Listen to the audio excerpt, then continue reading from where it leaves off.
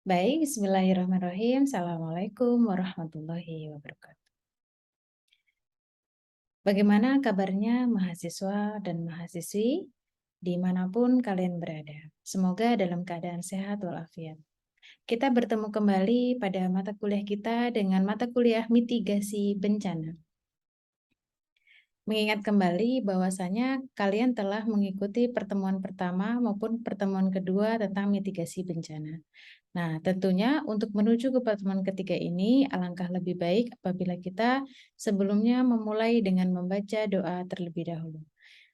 Dipersilahkan kepada para mahasiswa untuk berdoa di dalam hati.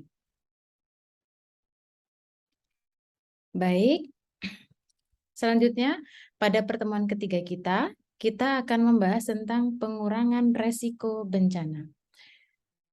Pengurangan resiko bencana ini sangat penting untuk dipahami bagi kita semua. Mengingat di pertemuan yang sebelumnya sudah dibahas bahwasanya kita berada pada negara yang pada kondisi secara geografis ataupun tata letaknya itu sangat berkemungkinan untuk terjadi bencana. Dengan durasi pada setiap tahunnya itu bencana terus meningkat dan terus terjadi di sepanjang tahun.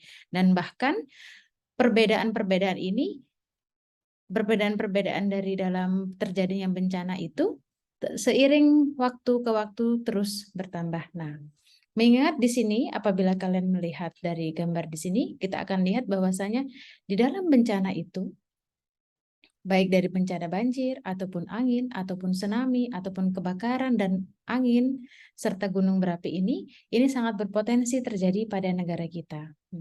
Selanjutnya, bagaimana ketika kita berada pada negara atau kita berada pada daerah dengan potensi terjadinya bencana ini sangat besar. Nah, tentunya kita harus memahami tentang pengurangan resiko bencana. Sehingga materi pada pertemuan kita ini dibagi menjadi 3, yaitu dari sejarah pengurangan resiko bencana, dan yang kedua dari perkembangan pengurangan resiko bencana, serta yang ketiga yaitu pengurangan resiko bencana dalam pembangunan berkelanjutan atau SDGs. Selanjutnya, pada bagian sejarah, maka kita perlu mengenal lebih dalam tentang BNPB. Tentunya para mahasiswa juga sudah mengetahui apa sih itu BNPB. Nah, BNPB sendiri itu merupakan kepanjangan dari Badan Nasional Penanggulangan Bencana. Nah, ini sudah merupakan sesuatu hal yang sangat baik karena kita telah memiliki badan lembaga BNPB. Nah, tentunya baik secara nasional ini kita sudah punya BNPB dan tentunya kalian sudah kenal di dalam daerah masing-masing bahwasanya kita telah mengenal badan daerah berarti BPBD. Nah, ini kita ambilkan dari websitenya sumber BNPB. Pada sejarahnya, BNPB ini terbentuk tidak terlepas dari perkembangan penanggulangan bencana pada masa kemerdekaan hingga bencana alam berupa gempa bumi dahsyat di Samudra Hindia pada abad ke-20. Nah, melihat kenyataan ini, berbagai bencana yang dilatar belakangi kondisi geografis, geologis, hidrologis, dan demografis mendorong Indonesia untuk membangun visi untuk membangun ketangguhan bangsa dalam menghadapi bencana. Nah, ini kembali mengingat kembali flashback pada pertemuan kita sebelumnya, karena kita tahu bahwasanya wilayah Indonesia merupakan gugusan kepulauan terbesar di dunia. Nah, yang memiliki 129 gunung api aktif atau dikenal dengan Ring of Fire.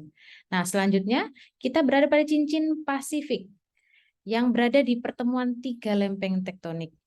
Lalu, kita perlu adanya penanggulangan bencana. Dalam menghadapi ancaman bencana tersebut, tentunya pemerintah Indonesia berperan penting dalam membangun sistem penanggulangan bencana di tanah air kita.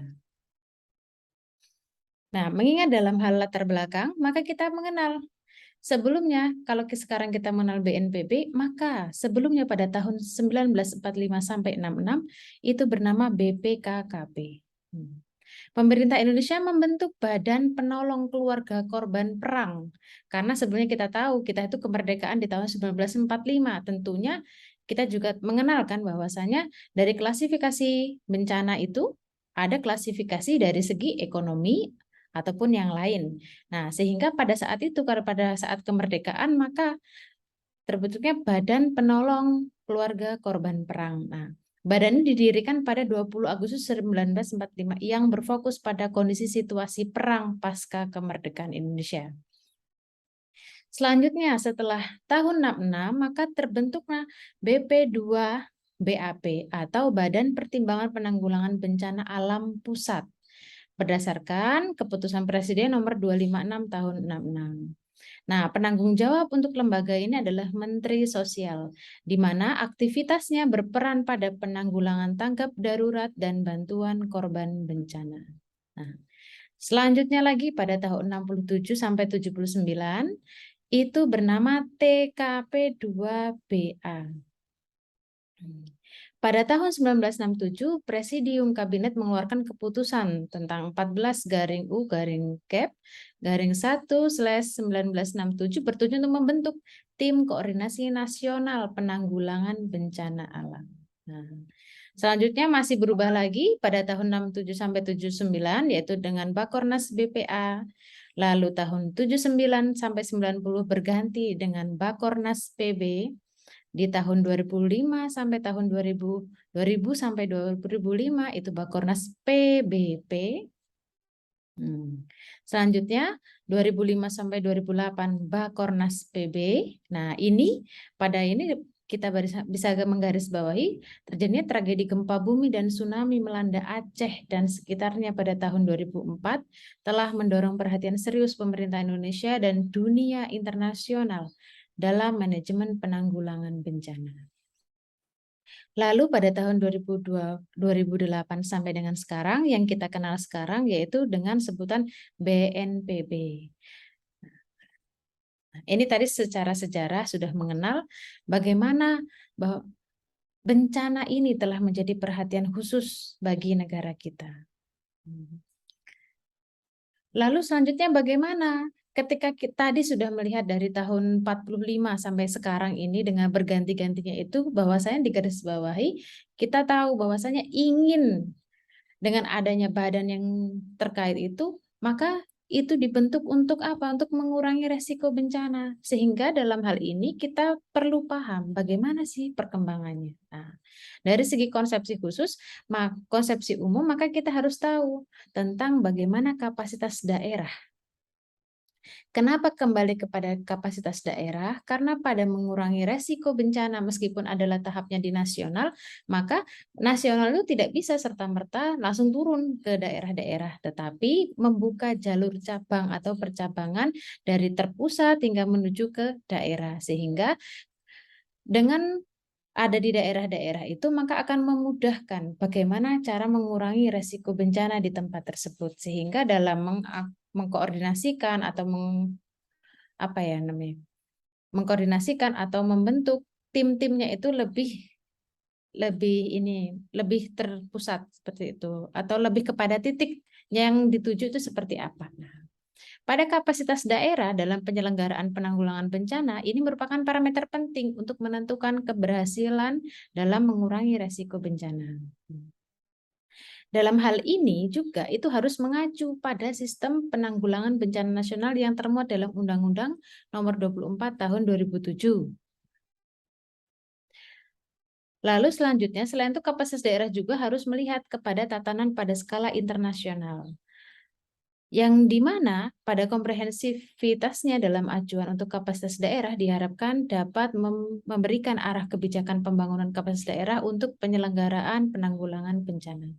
Arah kebijakan pembangunan kapasitas amat dibutuhkan dalam penyusunan rencana penanggulangan bencana. Oleh karenanya, kajian kapasitas suatu daerah menjadi salah satu upaya strategis untuk menyusun rencana induk penyelenggaraan penanggulangan bencana daerah. Dari konsepsi umum ini, maka kita bisa mendiskusikan untuk pertama, mekanisme penilaian. Yang pertama adalah diskusi kelompok terfokus. Nah, ini dilaksanakan secara partisipatif dengan peserta dari pemerintah, non-pemerintah, dan masyarakat yang didampingi oleh minimal 1 orang fasilitator. Lalu selanjutnya, klasifikasi hasil pengumpulan dokumen di poin pertama dan data pendukung lain adalah mekanisme klasifikasi dari hasil proses diskusi yang telah dilaksanakan sebelumnya. Pengumpulan ini dilaksanakan oleh BPPD. Karena tadi sudah kapasitas daerah, maka ini sudah lebih pada daerah. Lalu, di mana hasil-hasil yang telah diperoleh? Selanjutnya, pengumpulan hasil penilaian oleh provinsi. Hasil kajian diperoleh dari kajian internal pemerintah provinsi dan hasil kajian kabupaten atau kota di seluruh wilayah pemerintahannya. Yang mana selanjutnya adalah penetapan kebijakan prioritas peningkatan kapasitas daerah pada tingkat kabupaten atau kota pada saat seluruh hasil kuesioner dimasukkan dalam program menghitung tingkat kapasitas kabupaten atau kota, yang secara otomatis akan dihasilkan rekomendasi kebijakan prioritas untuk peningkatan kapasitas daerah. Di mana pada struktur kuesionernya itu ada pertanyaan pertama mengidentifikasi apakah telah digalang inisiatif untuk menghasilkan capaian minimal dari indikator yang telah disebutkan tadi. Dan yang kedua mengidentifikasi apakah telah dihasilkan capaian minimal. Lalu yang ketiga, mengidentifikasi apakah capaian tersebut telah memiliki kualitas atau manfaat minimal seperti yang diharapkan. Dan yang keempat, mengidentifikasi apakah telah terjadi perubahan sistemik secara prinsipil berdasarkan output minimal. Yang selanjutnya, penilaian kuesioner dilaksanakan dengan mengikuti struktur kuesioner, di mana kuesioner ini disusun untuk mendapatkan sebuah tingkat kapasitas daerah. Sehingga pada fasilitator ataupun peserta, maka harus dilihat bagaimana standar minimal pengetahuan dari fasilitator? Yang pertama dari mengetahui secara umum HIGO Framework for Action-nya, lalu mengetahui secara umum konsep manajemen penanggulangan bencana, dan yang ketiga memahami garis hubungan antara manajemen penanggulangan bencana dengan konsep pengurangan risiko bencana. Apabila ini sudah dipenuhi, selanjutnya maka dibentuklah analisis kebijakan prioritas. Bagaimana kebijakan analisis tadi yang setelah diperoleh data-data dari kuesioner itu? Nah, lalu dibentuk kebijakan prioritasnya itu seperti apa dari badan daerah tadi atau BPPD. Nah, selanjutnya kita bisa menemukan dari hasil analisis maka ditentukan kajian kapasitas dari daerah. Nah, kapasitas daerah itu merupakan salah satu dasar untuk upaya pengurangan resiko bencana. Nah, ini salah satu yang didukung oleh peningkatan kapasitas daerah dalam menghadapi bencana.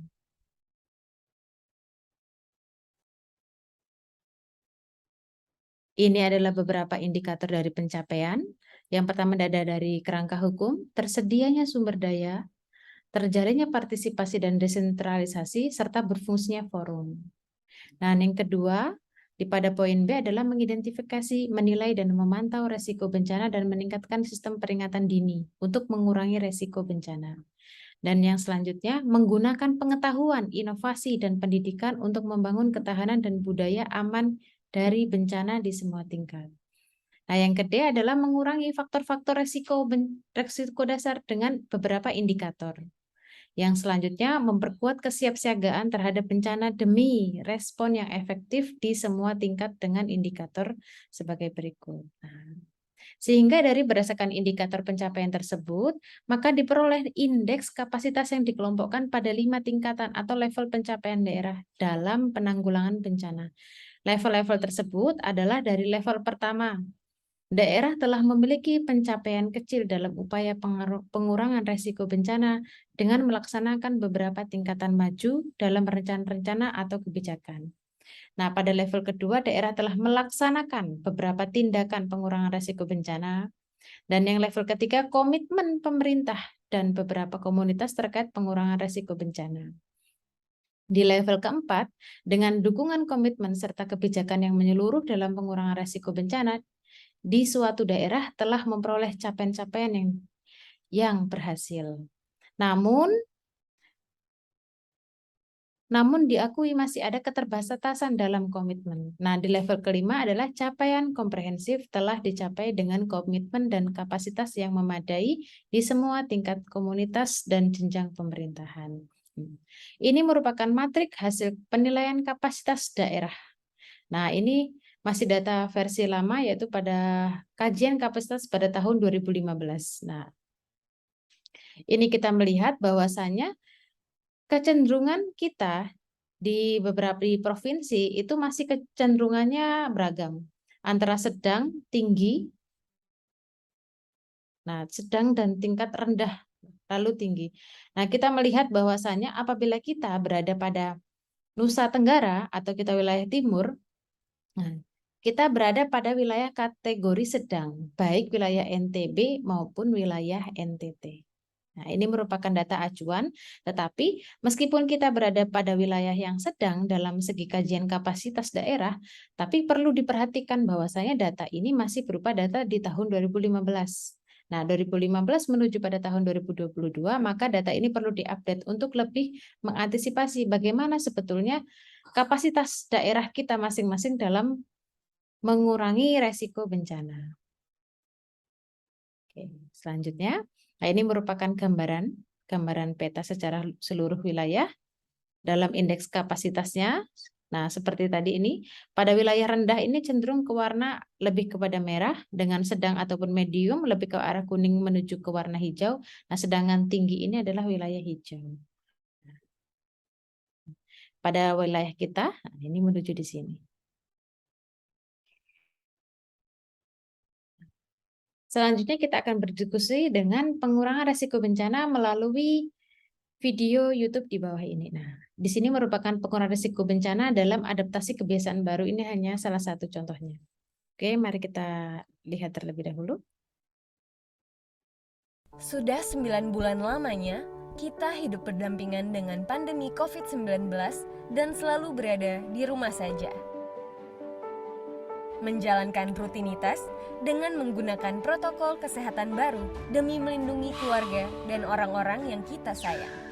Namun, fenomena alam La Nina adalah ancaman nyata yang sedang terjadi tepat di depan kita, yang dapat berdampak menimbulkan bencana. Update terus perkembangan terkini mengenai informasi tentang iklim dan cuaca melalui info BMKG, serta aplikasi Inaris Personal untuk mengetahui potensi risiko bencana di sekitar kita. Untuk mengenali potensi ancaman bencana yang bisa terjadi di sekitar kita, follow juga media sosial BNPB dan info BMKG untuk mendapatkan informasi dan edukasi terkait bencana alam. Ketahui langkah apa yang harus dilakukan sebelum, saat, dan sesudah terjadi bencana. Tentukan jalur dan tempat evakuasi yang aman, dan simpan nomor telepon yang penting yang dapat dihubungi saat terjadi bencana. Hindari kerumunan dan tetap ingat 3M, menggunakan masker, mencuci tangan, dan menjaga jarak. Siapkan juga tas siaga bencana bersama keluarga. Jangan lupa masukkan surat-surat berharga dan barang-barang penunjang lainnya.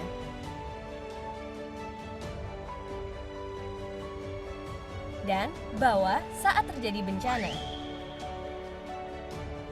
Segera selamatkan diri Anda dan orang lain. Lakukan latihan simulasi mandiri secara berkala dan berkesinambungan sebagai langkah awal untuk melindungi orang-orang yang kita sayangi. Ibu dan kalangan perempuan adalah salah satu aktor utama dalam program pengurangan risiko bencana. Ajak orang lain di sekitar kita untuk bersiap siaga menghadapi bencana. Serta bagikan informasi dari sumber terpercaya di sekitar kita melalui aplikasi Info BMKG untuk informasi cuaca dan iklim, serta aplikasi Inaris Personal untuk informasi risiko bencana di sekitar kita. Sekecil apapun langkah yang bisa kita lakukan dapat berdampak besar bagi mereka yang membutuhkan.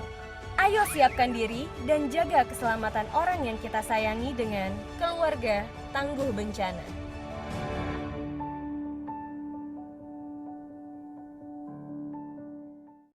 Sudah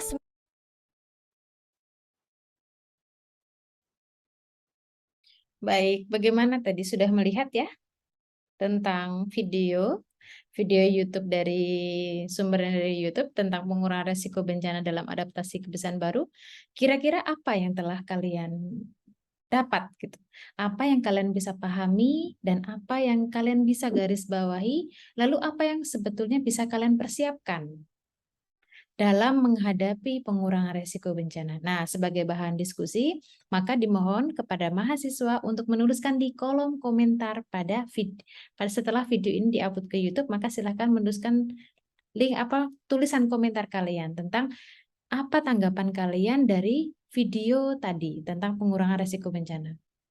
Nah, itu yang pertama, apa yang kalian dapatkan informasi, lalu apa yang sebetulnya harus kalian lakukan untuk yang pertama kali, yang harus kalian sediakan di tempat tinggal masing-masing.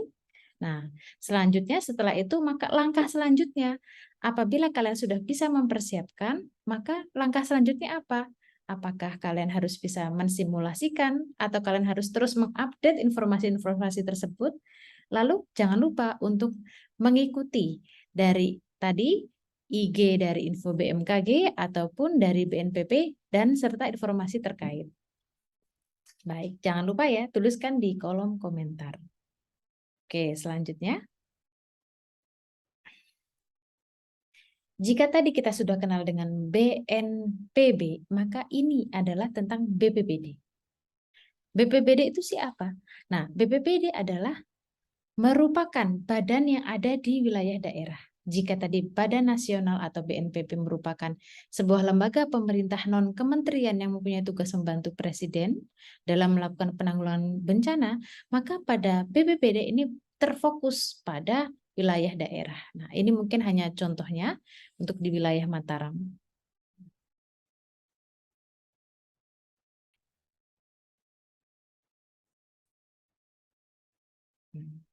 Nah, ini adalah contoh tampilan dari BPBD wilayah Kota Mataram. Nah, di sini sudah ada wilayah dari ada tentang instruksi menteri dan informasi-informasi terkait, dan ini juga sudah ada link downloadnya untuk bagaimana peraturan, kegiatannya seperti apa yang telah dilakukan oleh BPBD, lalu galerinya. Nah, ini sudah ada kegiatannya tentang seperti pelatihan, penanganan akibat gelombang pasang, serta yang kemarin kita wabah COVID, dan lain sebagainya. Ini nanti bisa kalian cek pada website BPBD wilayah daerah kota masing-masing. Kenapa sih kita harus kenal BPBD? Nah, itu sangat penting. Karena apa? Karena apabila terjadi bencana, itu merupakan kapasitas dari BPBD. Nah, tentunya itu ada lembaga-lembaga terkait seperti SARS atau mungkin yang lain, atau mungkin bahwasanya dalam penanggulangan risiko bencana itu sudah menyentuh wilayah dari komunitas yang paling kecil, mungkin komunitas, wilayah RT, ataupun yang lain. Tetapi kita harus paham bagaimana sih kinerja dari BPBD atau bagaimana cara BPBD dalam menanggulangi risiko bencana. Nah, ini perlu kalian pahami lebih lanjut. Nah, dalam hal memahami, maka alangkah lebih baik apabila para mahasiswa semua untuk membuka website BPBD serta mempelajari apa yang ada di daerah masing-masing. Oke. Sekarang kita lanjut ke materi selanjutnya, yaitu tentang pengurangan risiko bencana dalam pembangunan berkelanjutan. Kalau tadi kita sudah tentang BPBD, BNPB, dan serta sejarahnya lalu kepada BPBD lagi. Nah, sekarang kenapa sih harus tentang pengurangan risiko dalam pembangunan keberlanjutan? Nah, kita tahu bahwasanya semakin ke depan itu era perubahan itu akan terus terjadi. Bahkan pemercepatan dari segi teknologi ataupun yang lain tuh harus terus dilakukan. Karena kita tidak bisa sebuah sistem itu berhenti secara tiba-tiba berhenti atau kita stagnan pada satu kondisi tertentu, itu pasti tidak bisa. Karena kita pada suatu zaman itu akan terus berkembang menuju arah yang maju. Tetapi kita tahu bahwa dengan pengiringan atau semakin zaman semakin maju, maka bencana-bencana juga harus semakin harus semakin diperhatikan. Karena kita tahu jika seperti halnya kayak kemarin kita sudah belajar tentang ketika semakin banyak jumlah penduduk, maka jumlah yang awalnya sebagai pengalihan fungsi lahan, yang awalnya hutan, atau menjadi beralih fungsi menjadi perkotaan, ataupun yang lain. Nah, ini akan memicu bagaimana bencana-bencana selanjutnya. Lalu dengan pertumbuhan ekonomi, ataupun yang lain, itu juga memicu dari segi bencana-bencana, atau bencana sosial, dari segi ekonomi, ataupun yang lain. Nah, sehingga kita perlu menyadari dan perlu belajar tentang SDGs atau pembangunan berkelanjutan. Lalu apa sih itu SDGs? Pada agenda di tahun 2030 nanti untuk pembangunan berkelanjutan ini telah dibahas. Dalam hal ini merupakan sebuah kesepakatan pembangunan baru yang mendorong perubahan-perubahan yang bergeser ke arah pembangunan berkelanjutan yang berdasarkan hak asasi manusia dan kesetaraan untuk mendorong pembangunan sosial, ekonomi, dan lingkungan hidup. Secara prinsipnya ini adalah secara universal dan telah terintegrasi dan inklusif untuk meyakinkan bahwa tidak akan ada seorang pun yang terlewatkan. Kita selanjutnya, untuk lebih mengenal lebih lanjut tentang SDGs, maka kita lihat video ini.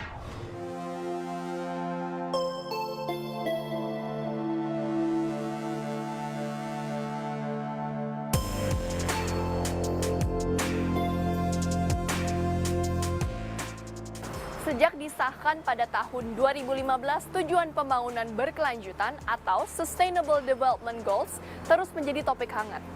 Namun tidak sedikit yang belum tahu apa itu SDG. Lalu, bagaimana SDG bisa menjadi sebuah tujuan global?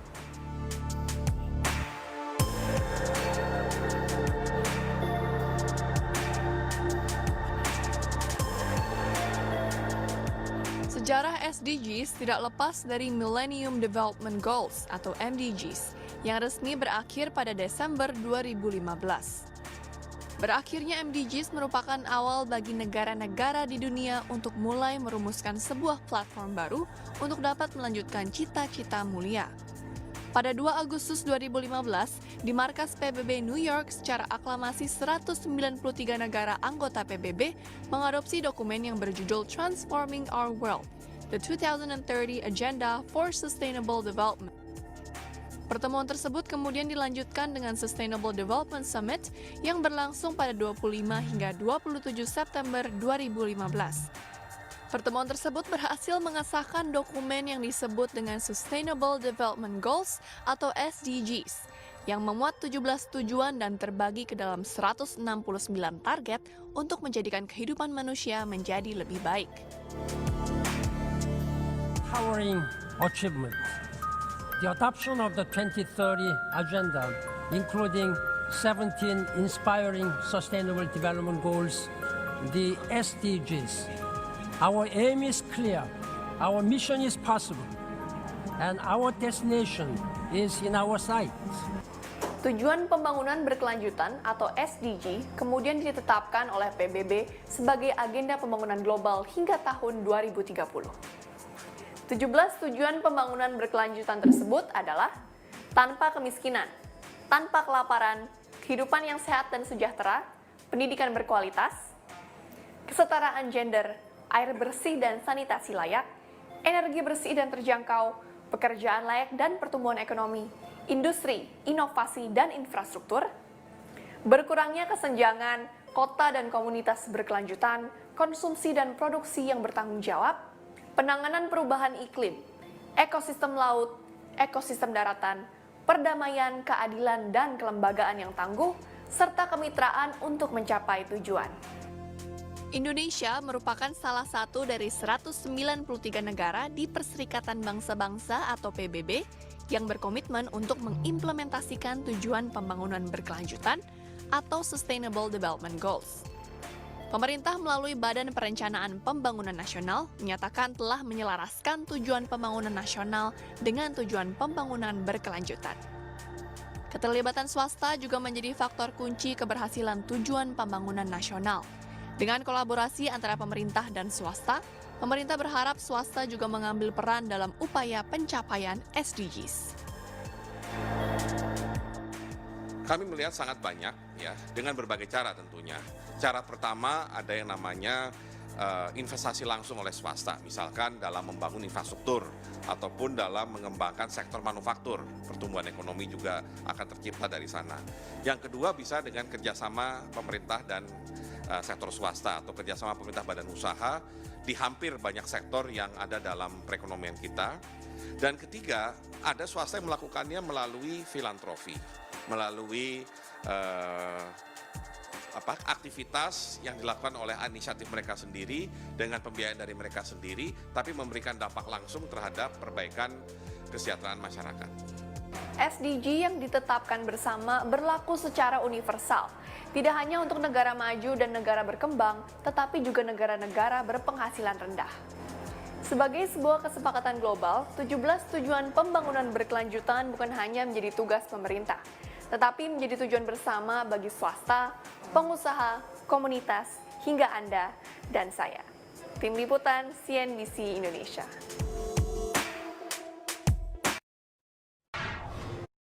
Oke. Sudah ya? Tadi berarti sudah kenal apa sih itu SDGs. Oke. Nah, apabila kalian membuka website SDGs di Bappenas, maka kalian mengetahui bahwasanya di dalam SDGs itu memiliki 4 pilar. Yang pertama adalah pilar pembangunan sosial, lalu ada pilar pembangunan ekonomi, dan pilar pembangunan lingkungan, serta pilar pembangunan hukum dan tata kelola. Nah, dari 4 pilar ini, maka kalian bisa Dari 4 pilar ini, maka kalian bisa membacanya lebih lanjut dengan cara mendownload metadata indikator dari masing-masing pilar tersebut. Nah, tadi sudah dijelaskan tentang 17 tujuan pembangunan SDGs. Itu ada yang pertama, 1 sampai dengan 17. Dari tanpa kemiskinan hingga menuju kemitraan untuk mencapai tujuan. Ini adalah yang tadi sudah disebutkan. Nah, selanjutnya, maka adalah tugas. Tugas di sini adalah silahkan membuat poster yang berisikan tentang bagaimana hubungan antara pengurangan resiko bencana dengan 17 tujuan pembangunan SDGs. Nah, karena 17 pembangunan SDGs itu sangat banyak, maka kita akan membaginya dalam bentuk beberapa kelompok dari mahasiswa yang terlibat. Nah, lalu posternya itu dapat dibuatnya dengan cara apa? Nah, terserah bisa menggunakan media apapun dalam membuat poster. Nah, ini merupakan salah satu media saja, yaitu menggunakan media Canva. Nah, media Canva ini juga kalian sudah tahu, bisa diinstal melalui HP, Android, ataupun bisa menggunakan laptop. Nah, ini salah satu contohnya pada Canva. Oke, di Canva ini akan lebih mudah dalam hal mendesain. Nanti bisa saling bekerja sama dari tiap kelompok bagaimana cara mendesain, bagaimana inti-inti yang ingin dikaitkan dari pengurangan resiko bencana serta dari salah satu pilar yang dipilih dari masing-masing kelompok. Di sini juga sudah disediakan dari template. Oke, dari template ataupun yang lain banyak fitur-fitur yang bisa diakses di sini. Nah, oke. Bisa dipilih. Mungkin bisa dipilih yang biasa saja dulu, atau yang biasanya ada logo tertentu itu biasanya berbayar. Bisa dipilih yang gratisan terlebih dahulu. Nah, ini adalah salah satu contohnya. Lalu bagaimana pembagian kelompoknya? Nah, ini adalah salah satu kelompok tugasnya. Nanti bisa dari masing-masing kelompok yang sudah kita tuliskan di sini, silahkan saling berkomunikasi satu dengan yang lain, lalu membentuk kelompok tugasnya dan serta mengerjakan tugas tersebut. Oke.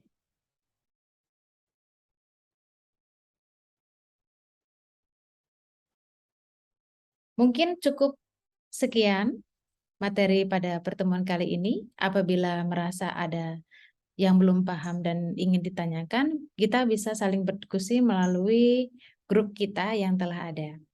Baik, saya akhiri. Dan cukup sekian, terima kasih. Wassalamualaikum warahmatullahi wabarakatuh.